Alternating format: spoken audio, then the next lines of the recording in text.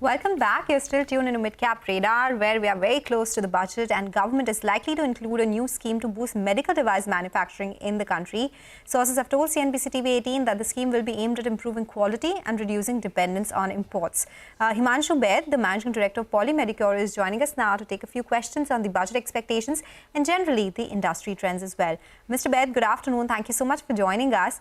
I wanted to understand what is the percentage of imports coming in India right now, and if there is any import duty on that right now. What is the size of imports for medical devices right now? See, I think as a percentage, I think we're looking around 70% imports, and I think the size is around close to around 50,000 crores of imports coming for medical equipment and medical devices. And the duty structure ranges from 7.5% to around maybe 10%. So, Mr. Baid, good afternoon. Firstly, thank you for joining in. So, it's a pretty significant number that you have mentioned. What steps do you think the government should take in this upcoming budget to reduce that number firstly? And then if you could also give us an ideal duty figure. You mentioned 7.5 to 10%. Do you think that's the ideal import duty?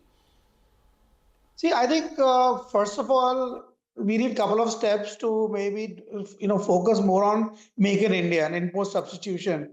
And I think PLI needs to be expanded.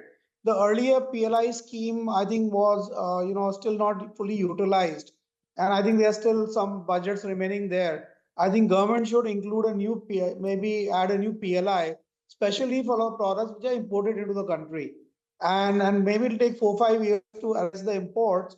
But I think if we can add another 1,000-1,500 crores by a new PLI scheme, I think that will go a long way in setting up more manufacturing in the country. I think the second thing is R&D and exports should be incentivized more right now, because there are very little incentives for exports and R&D, and I don't see that large multinational companies are looking at India as a manufacturing base. So to attract those companies, probably we need to bring in something more, and especially with focus on R&D and exports, and probably that could help us to ramp up manufacturing capability in India.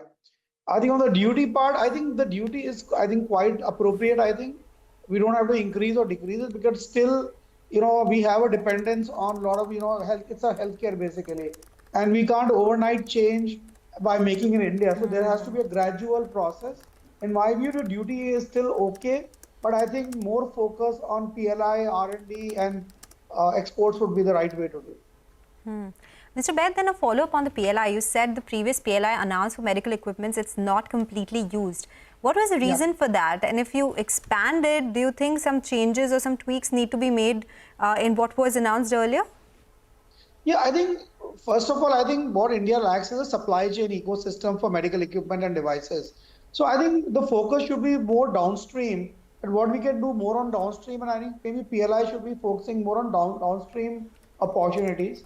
And when we look at the first PLI scheme, I think the numbers, very stiff in the first PLI scheme.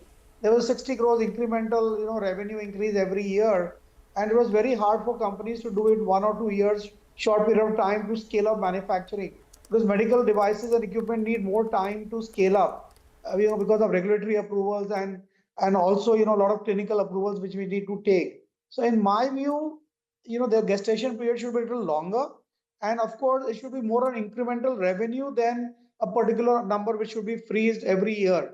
So that probably would go a long way, like the pharmaceutical scheme, where there's an incremental revenue of 10%, and if you move over that threshold, you get some kind of a PLI benefit. So I think here also we need to follow certain model like pharma. Then according to you, what should the ideal gestation period be, Mr. Baid? And if I can ask you a part 2 question here. Now, in when it comes to medical consumables, how has India progressed here? Because I remember when COVID happened, there was barely any facilities to manufacture the safety masks, the PPE kits, and then almost on war footing, this was done, and we almost became a net exporter of all of these. Now, what has the progress been on these medical consumables, say the gauzes, the pads, the wound care products, and so on and so forth? What's the progress been there?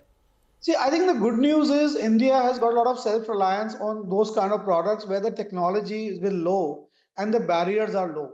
But I think that reliance, and that has led to a surplus of exports in this sector. So I think our consumable import would be around $1 billion, whereas because that would include also some high-tech catheters and some kind of other products. But on the other side, we have an export of around close to $1.6, $1.7 billion for consumables today. So I think there is a turnaround in this industry, and as the barriers were low, and I think as we go ahead and look at implants and larger medical equipments, I think we will need 4 or 5 years, but I think with the appropriate government support, we can also turn around this in next 4 or 5 years, in my view. So, Mr. Baid, a follow-up on the export piece that you indicated earlier, that we need to incentivize exports. How much of the total medical equipment industry exports goods right now? What would that size be? For you, how much is it? And have you seen an improvement in export markets for you and for the industry as well? See, totally, I think India last year exported close to $4 billion of medical equipments and devices. And that includes everything, it will include medical equipments and consumables, IVDs, and, also, implants. But I think the opportunity is much bigger for all of us. I think when you look at the global medtech business, which is around $500 billion. So I think, and if India is only contributing $4 billion as exports, we are far, far behind, in what we can do. And I think in last few years, because of the regulatory landscape changing, because of government bringing out standards, through BIS, I think a lot of changes have happened, and this will lead to more manufacturing. I think for Polymed, we have already seen our exports growing almost 25% year on year over the last few years, and I think that trajectory can continue to be, be the same in next few years, because as we add more products in the basket, as we add more manufacturing capability and capacity, I think we will see that happening. So there's a big opportunity out there. So, Mr. Baid, is the growth better in export markets for you or domestic markets, or is it the same? So I think at the moment exports are better for sure. As we compare last year, as we have already given out the numbers, we have grown only 18% in domestic business and 25% in exports. But I think we have grown over the market. Market is growing at 12 to 15% in India. But I think we have made some, added some new product lines. We'll launch new product areas like cardiology and critical care. I think that would lead to maybe an increased growth of now we should be in now close to mid-20s now in the current year. All right, Mr. Baid, pleasure having you as always. Thanks a lot for joining in and sharing your views on the expectations the industry has from the union budget. Himanshu Baid there from Poly Medicure. Time for a short break here on Midcap Radar. We get you more on the markets and specific stocks. Stay tuned, back on the other side.